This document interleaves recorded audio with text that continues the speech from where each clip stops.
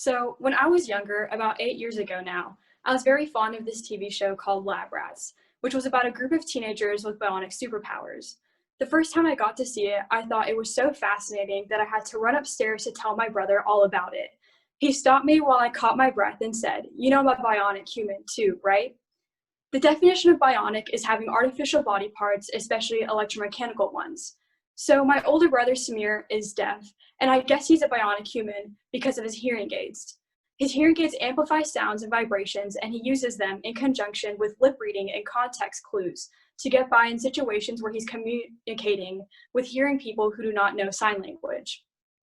Having Samir as my brother taught me a lot about a community that I may not have known much about otherwise, people with disabilities. Growing up with Samir at home meant that my childhood was very different from those of many of my friends in ways that I've only recently come to understand. The differences range from always having captions on for all of our TVs and at the movies to turning the bass way up in a car's sound system so that Samir can feel the beats, and most recently to using online resources to learn American Sign Language. The common theme between all of these differences from my upbringing to others is the impact technology has had on our lives in enabling our family to be more inclusive and accessible.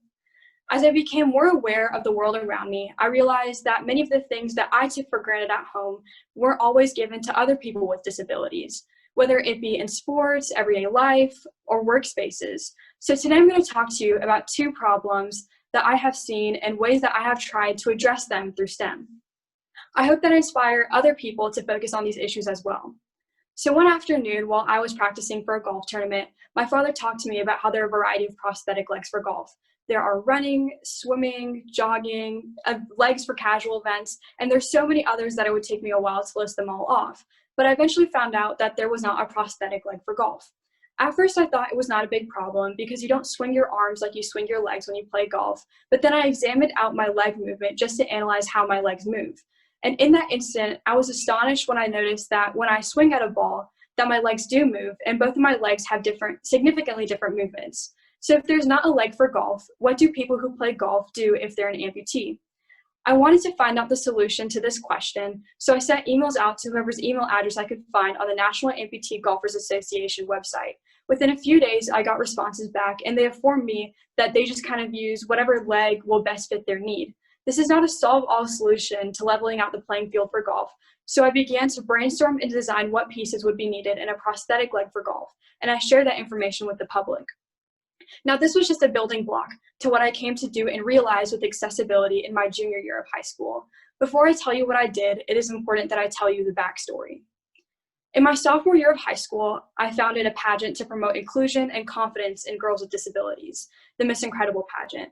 It was an amazing event that we got to hold in 2019 and in February of 2020. I am very thankful that we were able to hold it before we had to put on our masks and social distance in order to flatten the curve.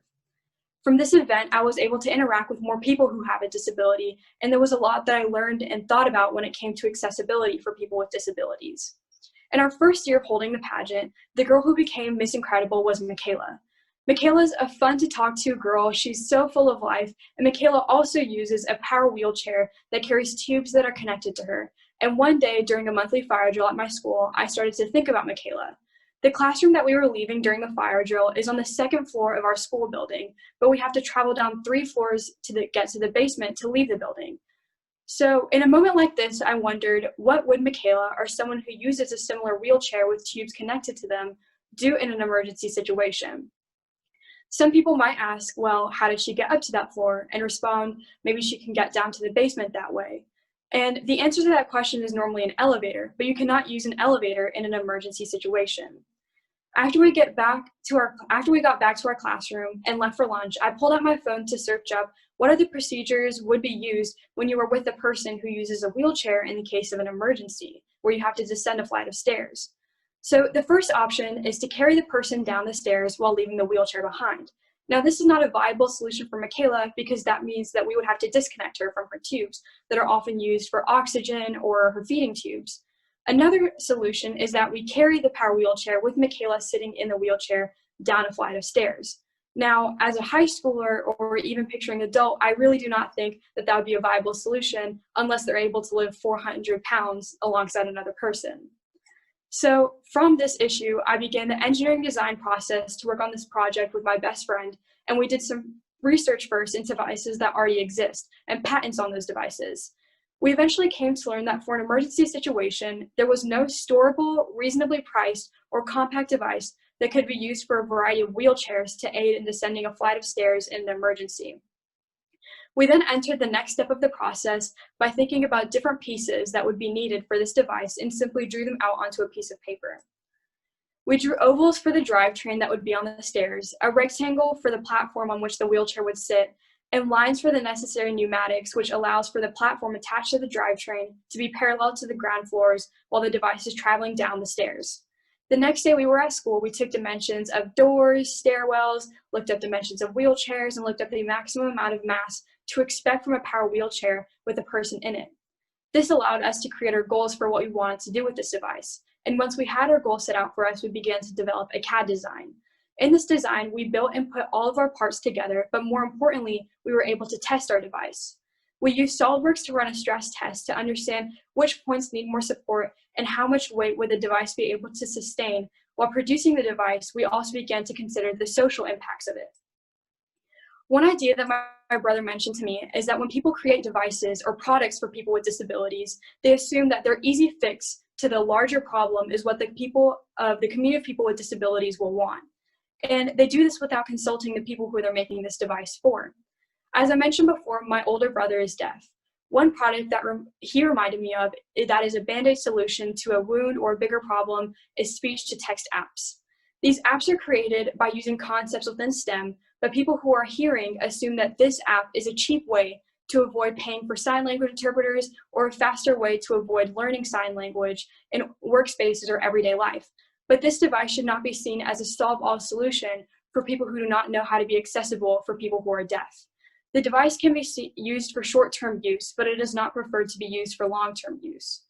So in relation to our project, we did not want our device to be a cheap solution for companies or governments to avoid installing ramps or elevators for people using wheelchairs.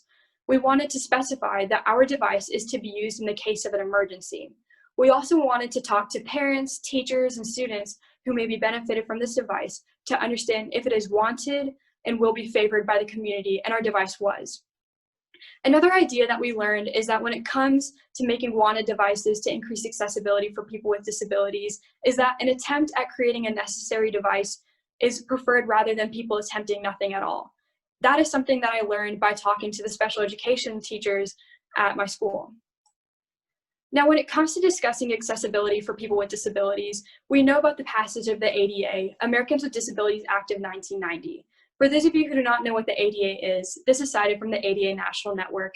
It is a civil rights law that prohibits discrimination against individuals with disabilities in all areas of public life, including jobs, schools, transportation, and all public and private places that are open to the general public. This law brought social and political change. However, there's still a variety of innovations that we were able to produce for wanted accessibility by the community of people with disabilities. The prosthetic leg for golf and the device that we created for people using wheelchairs in emergency situations, we were able to use STEM for a social cause to increase accessibility for people with disabilities. There, of course, is still a lot more that people can do to increase accessibility, and it is something worth doing. I, as a person without a disability, know that I am privileged and that I'm not personally challenged by the issues that I'm talking to you about today. However, I do know that we should make it our mission to increase accessibility and inclusion in everyone's daily life.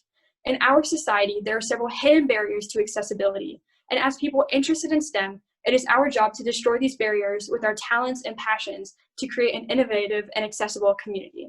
Thank you.